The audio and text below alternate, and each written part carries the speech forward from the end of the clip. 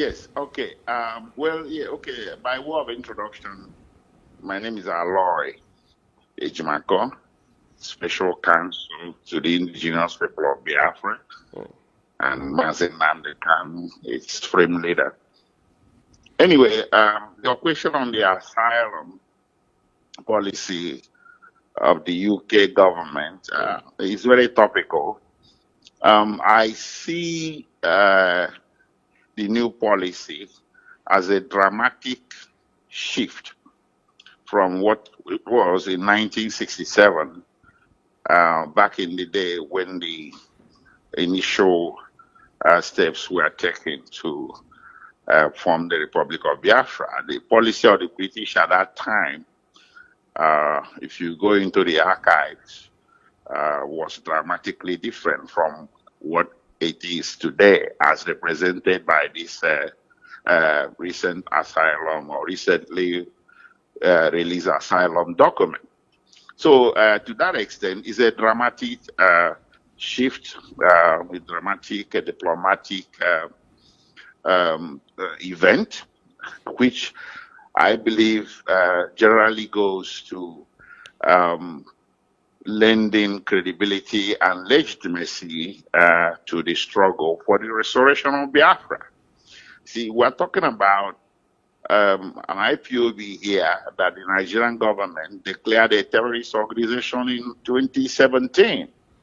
And here you have a foreign government, a world power, a nation that is very friendly to Nigeria, and the former colonial power in Nigeria taking a diametrically opposite position.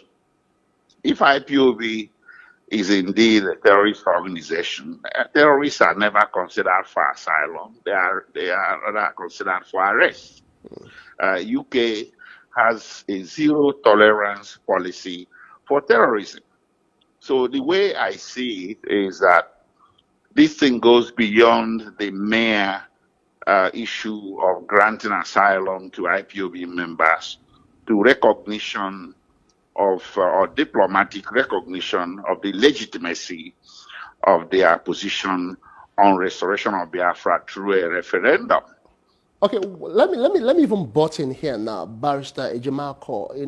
The issue of a referendum right now. Invariably you're saying that the United Kingdom has recognized IPOB in as much as the federal government has labeled that particular group terrorist. Now, so specifically referendum to stay in Nigeria or not to stay in Nigeria. In specific terms, what exactly does the IPOB want?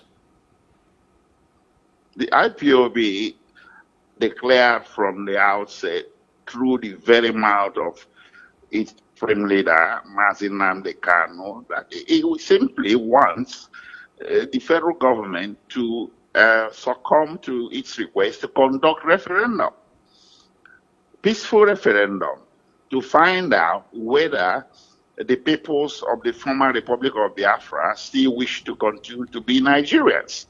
That is simple. And it is saying that a referendum is not a call for war.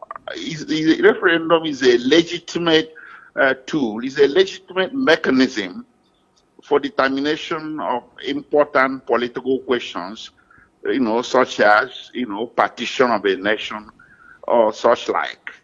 It was used before in Nigeria, back in 1963.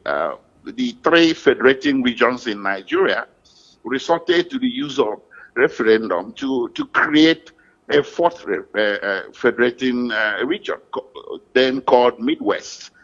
So that one they called it plebiscite, but it's the same thing. It's a word of art, and it was used by the departing British and the French to determine the status of the former southern Cameroon that used to be part of Nigeria. It was a referendum that carved that part of Nigeria into Cameroon, and then carved the former Sadana province of northern Cameroon into Nigeria. So it's not an illegal or an illegitimate political phenomenon. It's legal, it's historical, and IPOB is saying the way Nigeria is, it's not very comfortable for the former peoples of the former Biafra. So let us use this method. I mean, whether they wish to continue to be Nigerians or they want to pull out. That is all.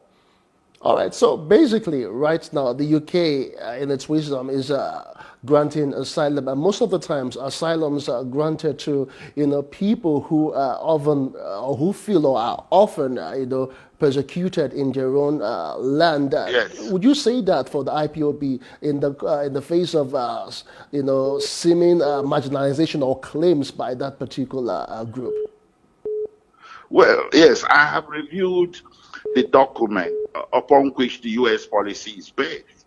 It was quite exhaustive, scholarly, and it exhibited a very deep understanding of the Nigerian Biafran conundrum.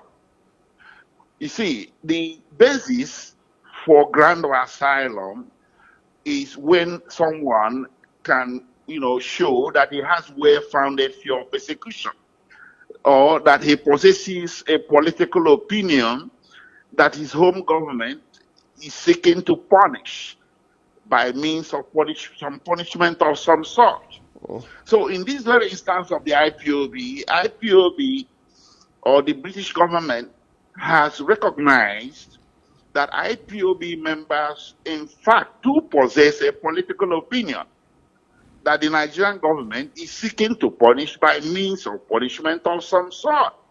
And that political opinion is simply that they want to pull out of the Federation of Nigeria. In the wake of all of this, so going forward, what do we see, or are we going to hear from the IPOB group anytime soon? Well, anyway, first of all, on behalf of my clients, I wish to express my profound gratitude to the British authorities for recognizing that my clients do possess a political opinion that qualifies them to seek for political asylum in the UK on the basis of persecution in Nigeria. Because I have a first-hand experience. I defended a lot of them in court in Nigeria here. But do you know that since 2015, when IPOB members began to be arrested, none of them has been convicted of any criminal offense up to this date. Not of terrorism, not of anything, not of secession. Secession is not even an offense. I don't know what they are charging them for. So, I mean, people are not silly. They're seeing through the whole thing that it is not prosecution, but it is persecution.